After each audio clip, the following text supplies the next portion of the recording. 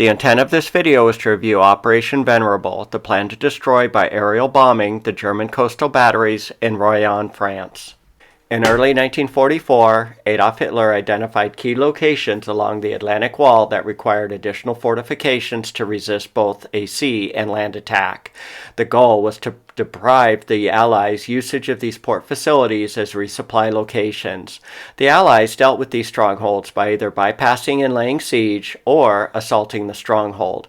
The German military garrisoned at these fortified strongholds were to hold these locations to the last man or bullet. These strongholds were called Atlantic pockets. There were 14 Atlantic pockets built. This map shows the locations of the Atlantic Wall and the locations of the major port area fortifications and strongholds as of June 5, 1945. This map shows the state of the Reich-occupied territories as of March 18, 1945. This is about a month prior to the assault on Royan. The 4 Atlantic pocket German strongholds in the Bay of Biscay are circled within this map. Only Royan was liberated by the time of Germany's surrender. Operation Venerable included the bombardment with high explosive and incendiaries of Royan's fortifications prior to invasion by the Free French forces. This map from a declassified 8th Air Force document titled Tactical Mission Report, April 15, 1945, outlines the 16 target points within Royan's coastline area. These 8 target locations were selected for a concentrated napalm attack on April 15, 1945. The fortifications located within the target area are listed in this table. The columns represent the target number, locality of target, type of target, and number of attacking combat wings or squadrons assigned. Each of these target locations are part of the pocket's defensive fortifications. This table rolls up the incendiary strike force details. Key points are 825 B-17s and B-24s attacked the 8 target points with almost 10,000 incendiary bombs. The target's fortifications are listed in this column. The fortifications can be listed on the target points. Target point 11 seems to include the most fortifications and will be the focus for discussion. Target 11 contains 6 155mm, 3 75mm, and 4 37mm guns. It also includes an ammo depot. This German map, with French resistance annotations, outlines the fortifications of Royan. The legend shows the locations of artillery, munitions, obstacles, strong points, minefields, and barbed wire. This April 1945 map outlines the target locations. Target number 11 is bounded by this area. The 11 fortifications to be targeted by napalm are identified as symbols. Typical Atlantic Wall 155mm gun fortification positions are constructed as in this image from a September 1944 Office of the Chief Engineer document titled Report on German Concrete Fortifications. The roofs are 7 feet thick, and Target Zone 11 has 6 of these fortifications. This image represents a 75mm gun concrete fortification. The roofs are 6 feet 6 inches thick, and there are 3 of these fortifications in Target Zone 11. In addition, Target Zone 11 has 4 37mm gun emplacements and a single ammunition concrete bunker with a roof thickness of 6 feet 6 inches and 5 feet 3 inches, respectively. This memo summarizes the April 15, 1945 attack on Royan from a declassified May 18, 1945 headquarters 8th Air Force memo titled The First 8th Air Force Firebomb Mission of April 15, 1945. This attack was significant as it was the first deployment of napalm from heavy bombers by the 8th Air Force. 843 B-17s and B-24s were dispatched from Great Britain, dropping 4,615 canisters representing 375,000 gallons of napalm. Royan targets included German pillboxes, open gun pits, trenches, and heavy gun installations.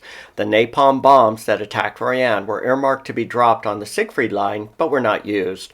Usage of napalm against these concrete structures was considered ideal. The flaming napalm would sweep over the structures and pool into depressions. This would prevent escape of soldiers from the structures, trapping them.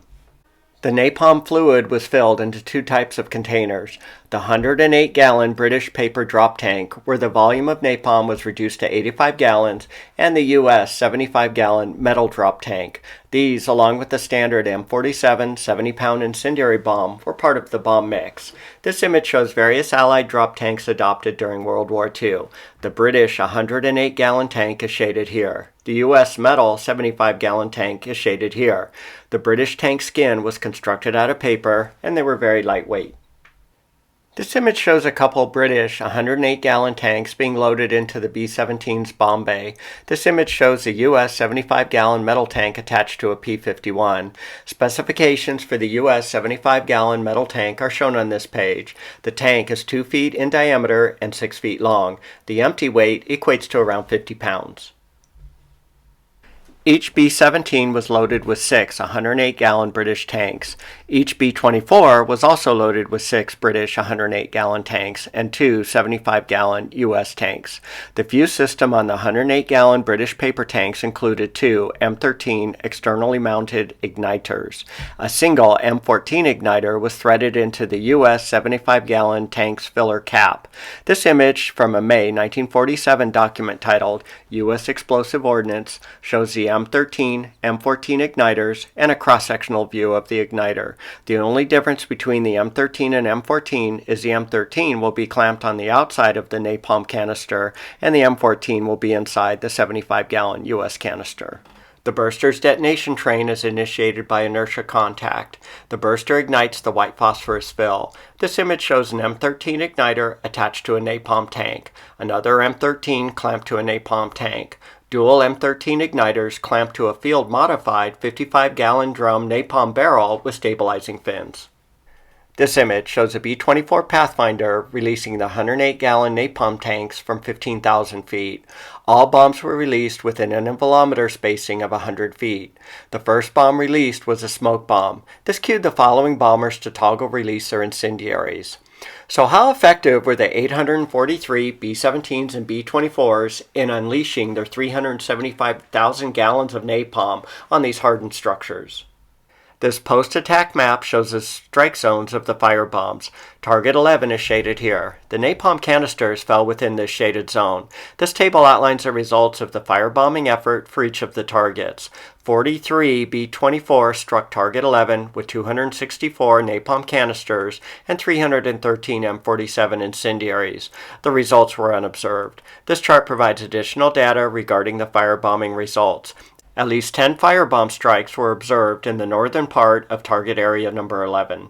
One bomb burst on a 155mm gun fortification. 15 bombs struck along the beach. Surprisingly, of the 577 incendiary and firebombs dropped over target 11, only 25 were accounted for on this list. This chart outlines the overall effectiveness of the firebombing efforts on the fortifications. Because this was the first napalm firebombing effort by the 8th Army Air Force's B-17s and B-24s, a ground team was sent to evaluate the results.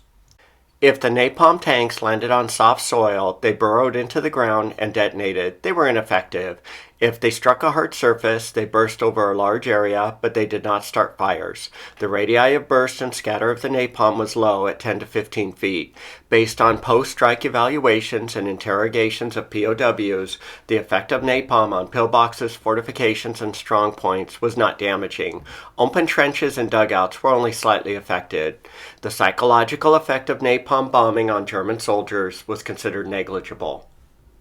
Other observations included, since the bombs were not aerodynamically stabilized, they tumbled, and 40 to 50 detonated midair, likely due to collision with other bomb canisters. Some bombs failed to ignite on target contact. The bombs that struck hard surfaces burned as one large blob.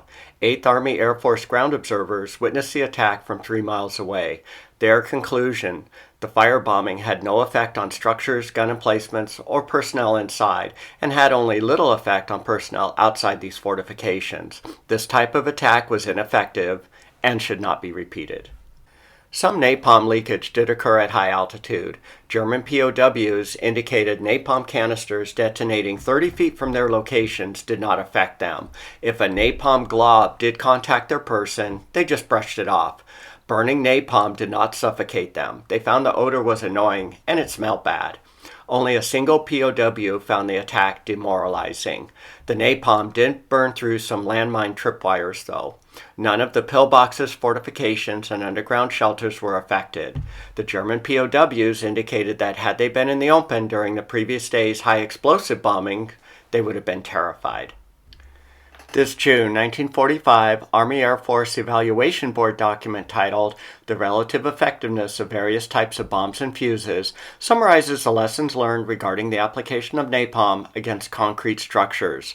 Don't attack concrete structures with napalm. To be effective, lots of napalm needs to be squirted into the fortification small apertures. This is not practical during a bombing attack. Napalm was also tried during the Metz forts attacks and failed to deliver results. No hits were found. In summary, the 8th Army Air Forces deployed over 800 B-17s and B-24s to firebomb Atlantic Wall coastal batteries at the French city of Royan. This was the first, and I believe the only time, the 8th Army Air Forces sent heavy bombers to attack with napalm.